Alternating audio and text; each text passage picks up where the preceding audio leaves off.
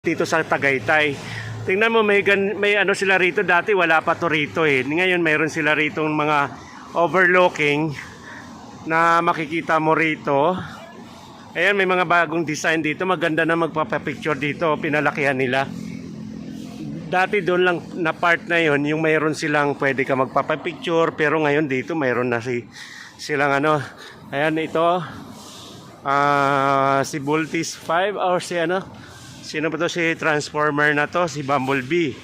Ayan, may bago sila rito. Ang ganda na oh. Dito tayo oh, gusto nyo, tingnan nyo. Maganda na rito ngayon sa may Bulalo Republic, makikita nyo. Ayan, daming nyo pwedeng pagpipicturan dito.